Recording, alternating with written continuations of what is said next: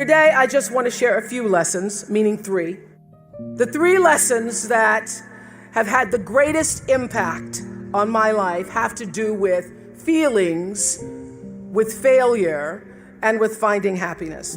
A year after I left college, I was given the opportunity to co-anchor the 6 o'clock news in Baltimore, because the whole goal in the media at the time I was coming up was that you try to move to larger markets, and Baltimore was a much larger market than Nashville. So getting the 6 o'clock news co-anchor job at 22 was such a big deal. It felt like the biggest deal in the world at the time. And I was so proud because I was finally going to have my chance to be like Barbara Walters, which is who I'd been trying to emulate since the start of my TV career. So I was 22 years old, making $22,000.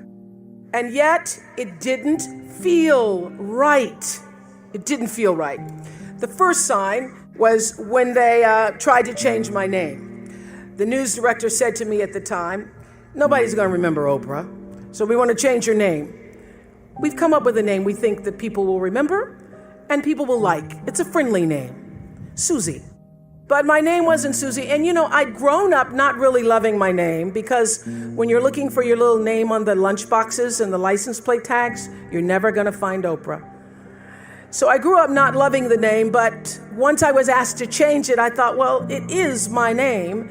And do I look like a Susie to you? So I thought, no, it doesn't feel right. I'm not going to change my name. And if people remember it or not, that's okay. And then they said they didn't like the way I looked. This was in 1976, where your boss could call you in and say, "I don't like the way you look."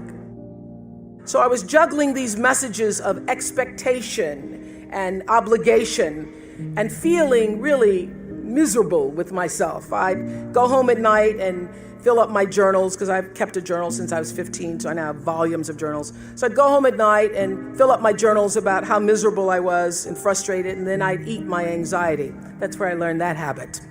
And after 8 months, I lost that job. They said I was too emotional, I was too much. But since they didn't want to pay out the contract, they put me on a talk show in Baltimore. And the moment I sat down on that show, the moment I did, I felt like I'd come home. I realized that TV could be more than just a playground, but a platform for service, for helping other people lift their lives. And the moment I sat down doing that talk show, it felt like breathing. It felt right.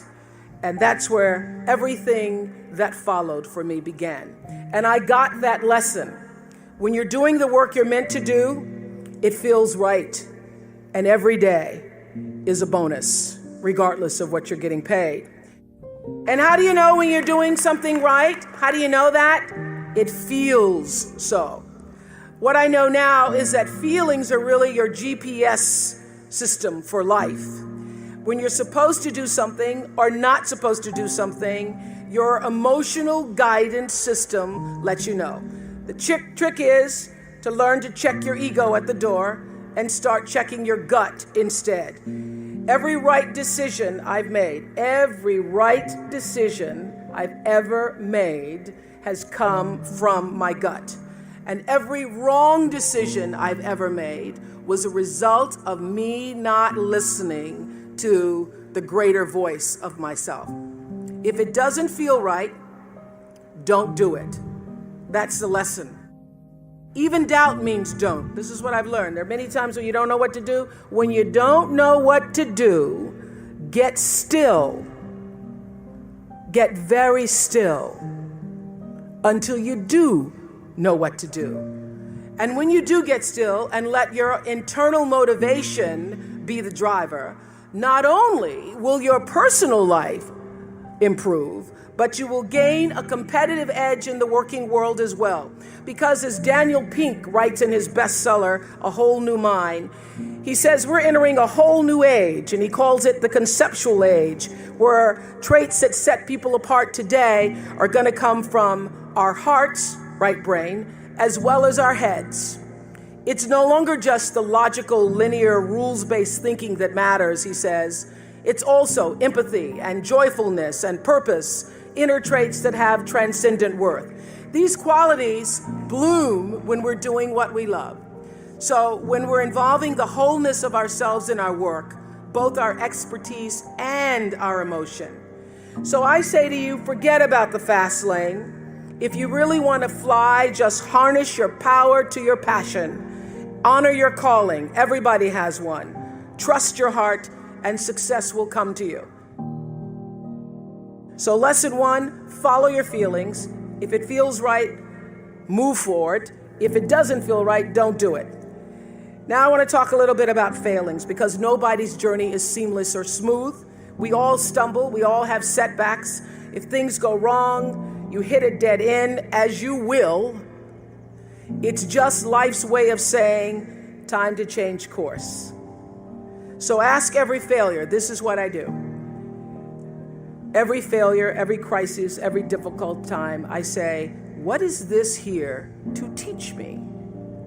And as soon as you get the lesson, you get to move on. If you really get the lesson, you pass and you don't have to repeat the class. If you don't get the lesson, it shows up wearing another pair of pants or skirt to give you some remedial work.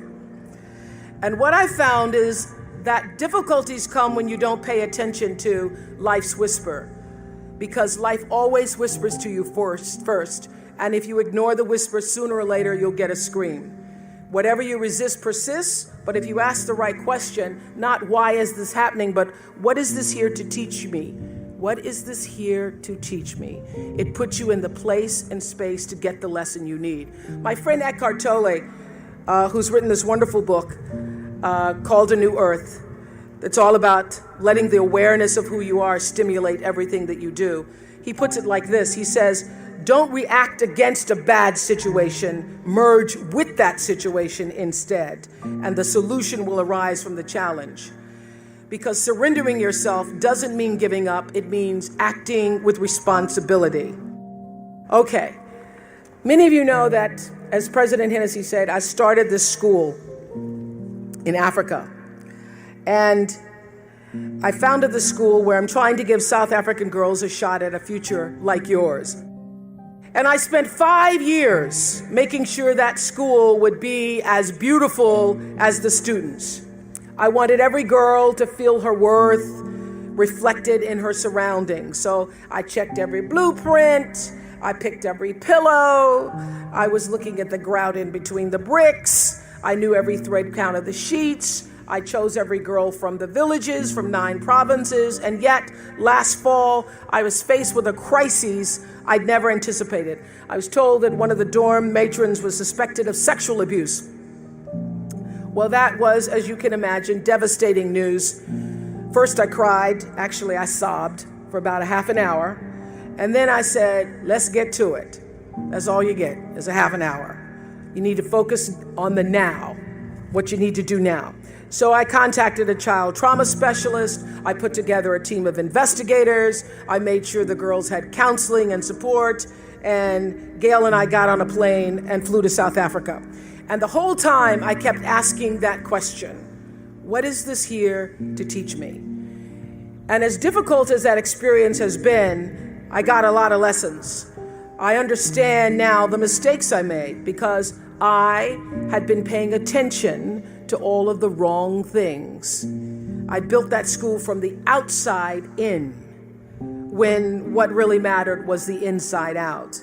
So it's a lesson that applies to all of our lives as a whole. What matters most is what's inside. What matters most is the sense of integrity, of quality, and beauty.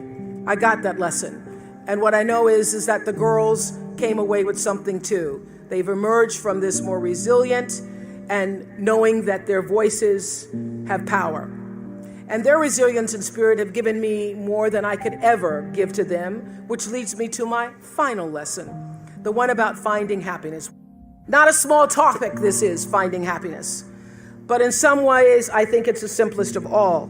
Gwendolyn Brooks wrote a poem for her children. It's called Speech to the Young, Speech to the Progress Toward. And she says at the end, live not for battles won, live not for the end of the song, live in the along. She's saying, like Eckhart Tolle, that you have to live for the present. You have to be in the moment. Whatever has happened to you in your past has no power over this present moment because life is now. But I think she's also saying, be a part of something. Don't live for yourself alone. This is what I know for sure. In order to be truly happy, you must live along with, and you have to stand for something larger than yourself, because life is a reciprocal exchange. To move forward, you have to give back. And to me, that is the greatest lesson of life. To be happy, you have to give something back.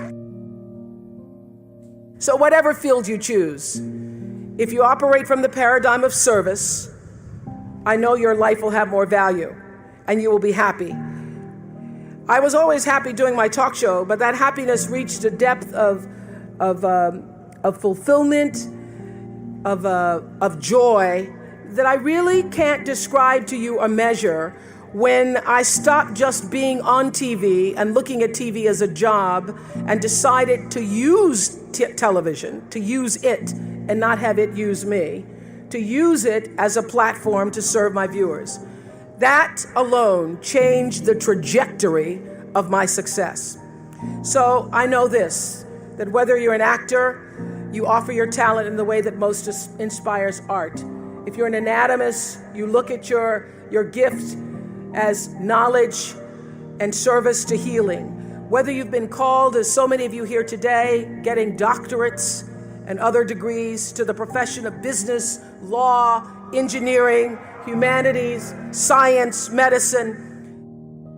If you choose to offer your skills and talent in service, when you choose the paradigm of service, looking at your life through that paradigm, it turns everything you do from a job into a gift.